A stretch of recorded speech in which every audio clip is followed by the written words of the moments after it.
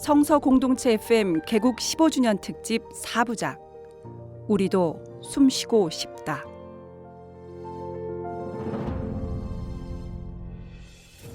(3부) 쓰레기 어떻게 처리해야 할까요?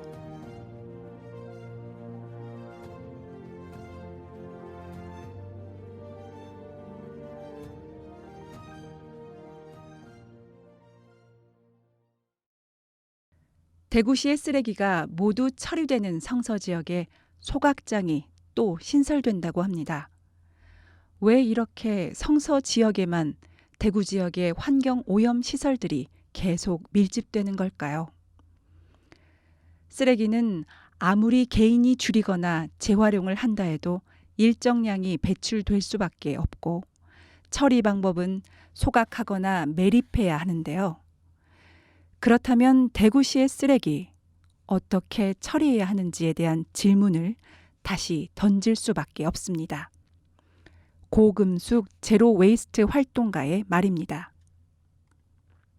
성남은 쓰레기 대란 문제, 2018년 쓰레기 대란 문제가 생기기 전에 한번 쓰레기 대란 문제를 겪었어요. 한 10년 전에. 어떻게 겪었냐면 너무 쓰레기가 엉망으로 많이 들어와서 소각이 되니까 못 들어오게 쓰레기 차를 막아버렸어요. 아예 반입 금지를. 근데 그렇게 되면 사실 민원이 많이 들어오니까 정치인들이 막 시장 같은 사람들이 다 쳐버리죠. 하고 막 들어가게 하죠. 너네 소각장 우리 써야지! 막 이러면서 들어가게 하는데 이때 시장이 이재명 시장이었어요. 성남 시민들이 자기가 버린 쓰레기가 처리가 안 되는 거, 이 소각장 주변의 주민들이 얼마나 고통받는지 알아야 된다. 이런 마음으로 민원이 많이 들어와도 일주일간 그 쓰레기를 못 들어가게 한다. 주민들이 못 들어가게 하니까 우린 치울 수가 없다. 그거 안 치워버린 거예요. 다른 지자체 같은 경우는 그런 문제가 있으면 무조건 치웁니다. 민원이 들어오니까. 근데 막아버린 거예요. 일주일간 저희가 명절 때 3일만 쓰레기 안 치워도 얼마나 많이 쌓이는지 알죠. 골목에 막 산처럼 쌓이잖아요.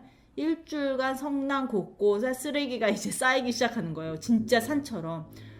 그리고 안 가져가요. 제대로 안 버리면 이 일주일 동안 사람들이 겪은 거예요. 와, 쓰레기 안 치워지면 진짜 미치겠구나 이거. 정말 길거리가 너무 더럽고 너무 불편하구나. 우리 쓰레기 대란 났을 때 며칠 되지도 않았거든요. 이걸 알게 된 거예요. 그래서 성남은 자원순환에 되게 열심히 나서는 도시가 되었어요. 현재 굉장히 열심히 하고 있고 지금은 시장도 자원순환을 선도적으로 앞서 나가고 있거든요. 성남 쓰레기 대란에서도 보았듯이 우리 집에서 나온 쓰레기 어디서 처리해야 할까요? 우리는 일반적으로 생활 쓰레기는 종량제 봉투에 넣어서 골목에 버립니다. 우리 집에서 나온 쓰레기를 골목에 내다 놓으니 우리 집은 깨끗해졌지만 골목은 더러워지죠. 골목을 깨끗이 하기 위해 쓰레기는 어딘가로 이동합니다. 결국 내 눈에는 보이지 않는 다른 마을로 보내는 거죠. 도시가 깨끗해지기 위해서는 또 다른 도시로 보내고 국가가 깨끗해지기 위해서는 다른 나라로 쓰레기를 보냅니다.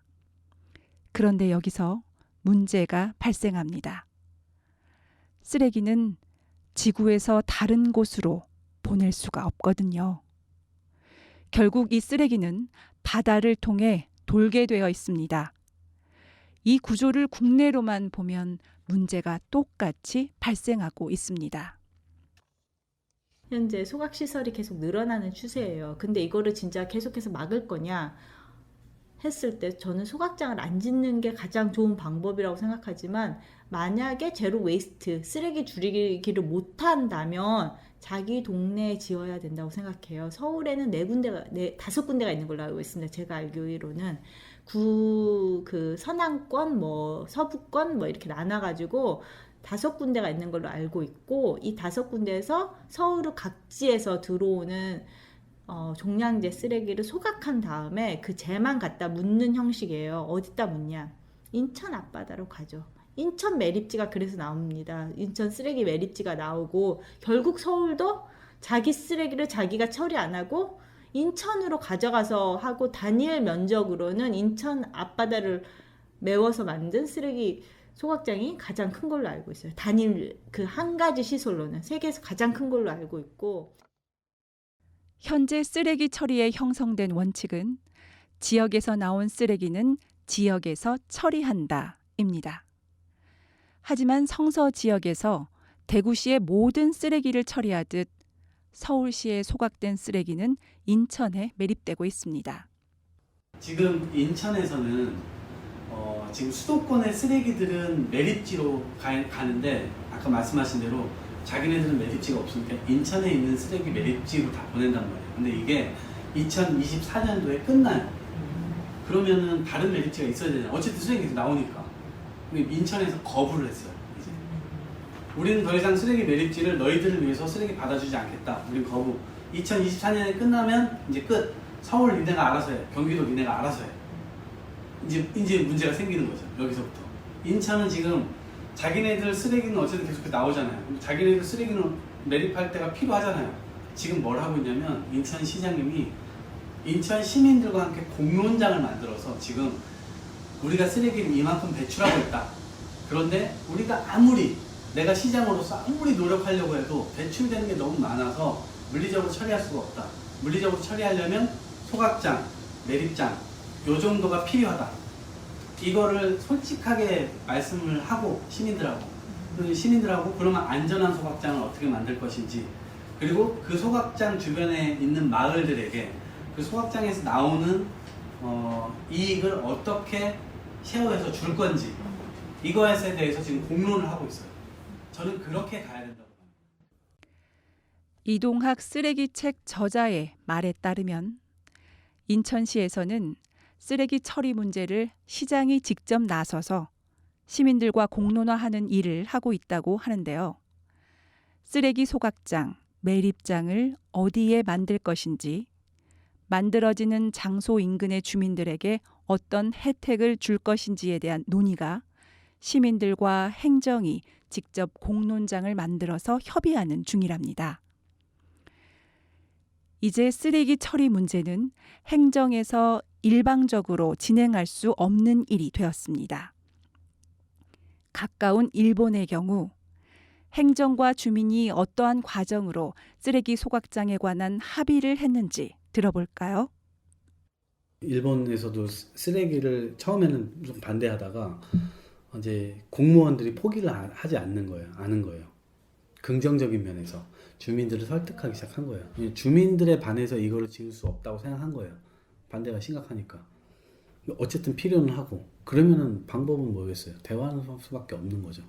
그래서 지속적으로 포기하지 않고 공무원이 주민들과 대화를 했고, 이제 주민들 스스로가 나중에는 어쩔 수 없다는 걸 인정할 수밖에 없는 거죠, 구조가.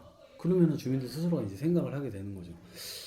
그러면은 소각장이 필요한 쪽으로 이제 결론이 나고, 그랬을 때 우리가 위험한 걸 어떻게 줄일 수 있느냐, 이게 이제 초점인 거예요. 그 논의의 공론장에서는 처음에는 공론의 어떤 논점이 옮겨가는 거죠. 주민들과의 끊임없는 소통과 합의 끝에 만들어진 소각장. 주민이 일상적으로 감시하고 항시적인 투명한 정보 공개는 서로 간의 신뢰가 있었기 때문에 가능한 것입니다. 쓰레기 소각장의 경우는 아니지만 주민들이 꺼려하는 대기오염 시설이 마을에서 주민생활시설로 변모한 사례가 우리나라에도 있습니다. 저희 동네는 홍대 근처에 있는 망원동이에요. 홍대라고 하면은 좀 유동인구가 많잖아요. 번화가라서 그런 발전소 같은 게 없을 것 같지만 한국 최초의 발전소인 화력발전소, 당인리 발전소가 바로 합정 쪽에 있습니다. 그런데 발전소가 있는 게, 그것도 연기가 나는 화력발전소가 있는 게 사람들이 얼마나 싫었겠어요. 당연히 화력발전소 내쫓자 막 이랬어요. 근데 그걸 내쫓으려면 두 가지 방법이 있어요. 나무 동네에 그걸 짓는 것, 아니면은 에너지 사용량을 줄이는 겁니다.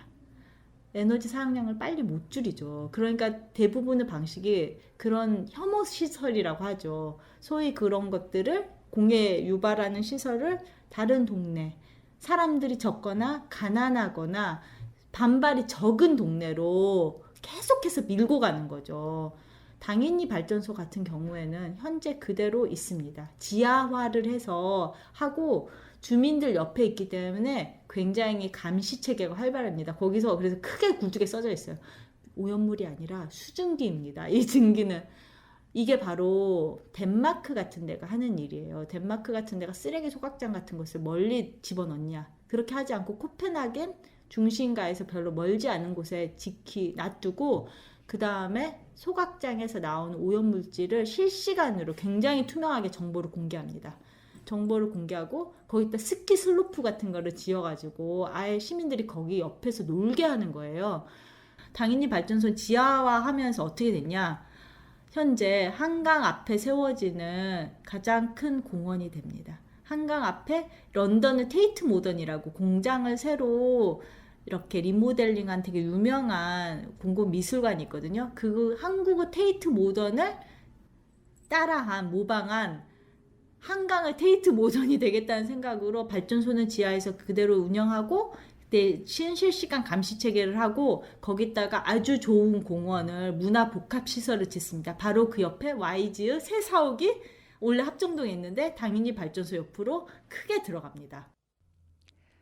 서울 마포의 당인리 화력발전소의 지하화 사례와 더불어 덴마크의 소각장, 발전소를 갤러리로 만든 영국의 테이트 모던까지 대기오염 시설을 활용한 다양한 문화 공간들을 사례로 말씀해 주셨는데요.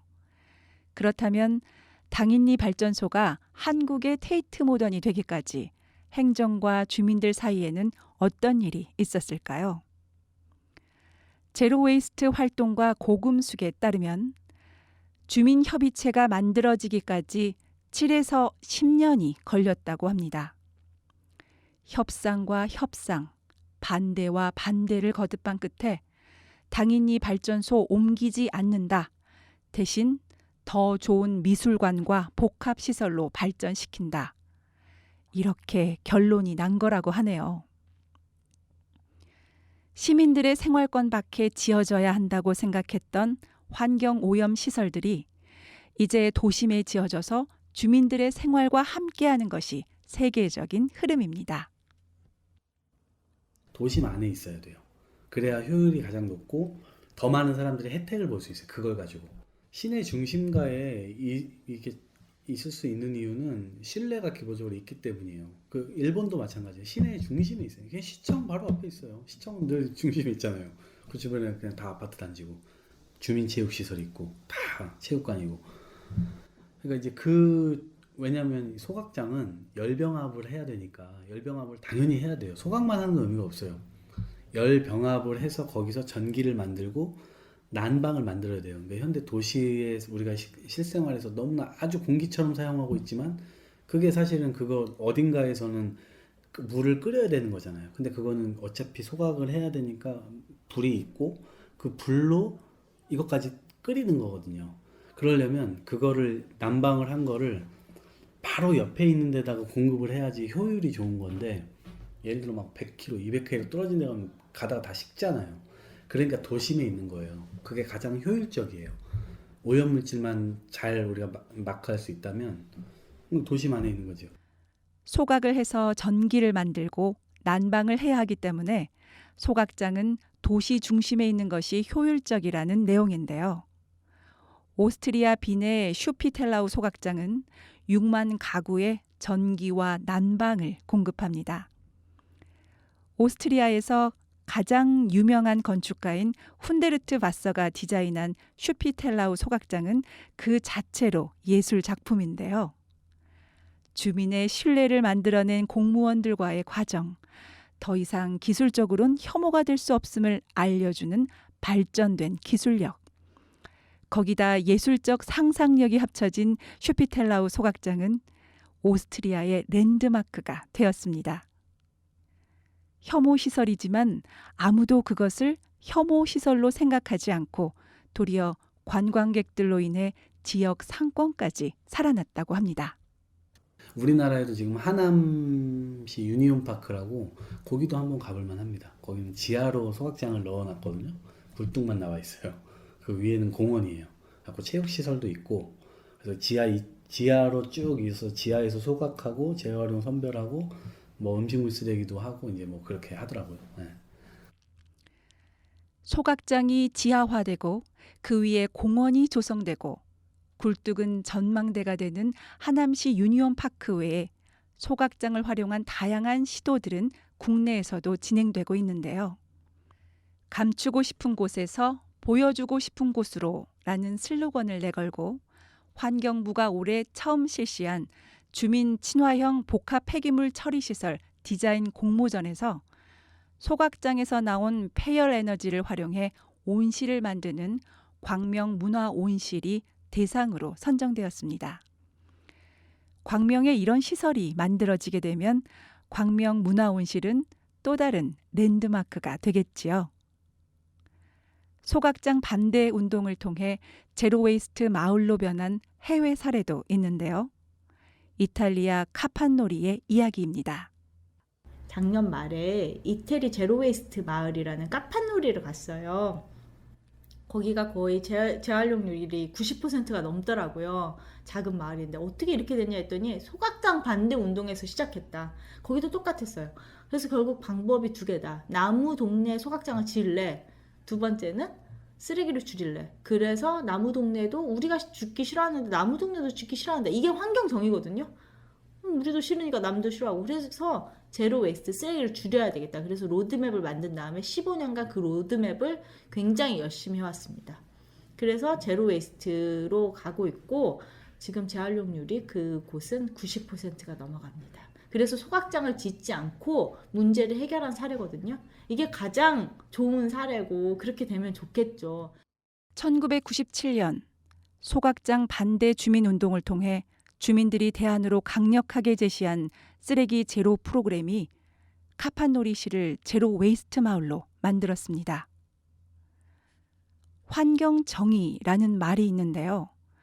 계층 간, 국가 간, 지역 간 환경에 관한 배분의 형평성을 실현하자는 것입니다.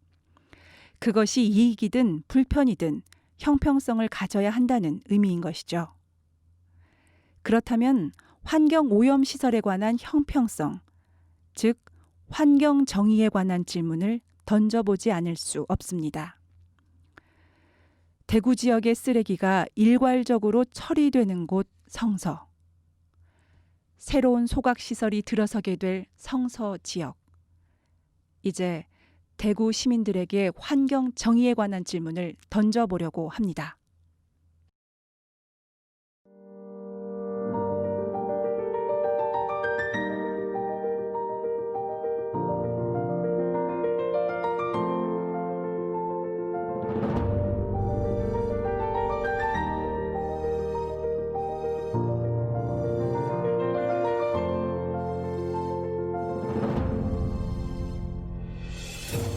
안타까워요. 성서에 안 좋은 시설들이 계속 이렇게 생겨나고 있다는 게.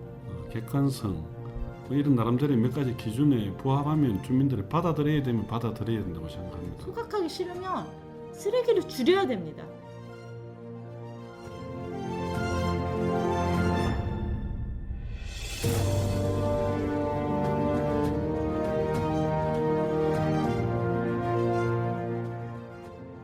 지금까지 성서 공동체 FM 개국 15주년 특집 4부작 우리도 숨쉬고 싶다 3부 쓰레기 어떻게 처리해야 할까요? 였습니다.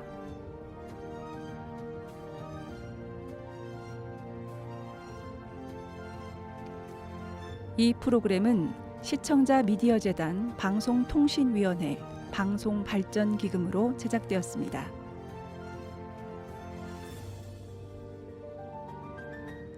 내일 이 시간에는 우리도 숨쉬고 싶다 4부 대구 시민에게 환경 정의를 묻다가 방송됩니다.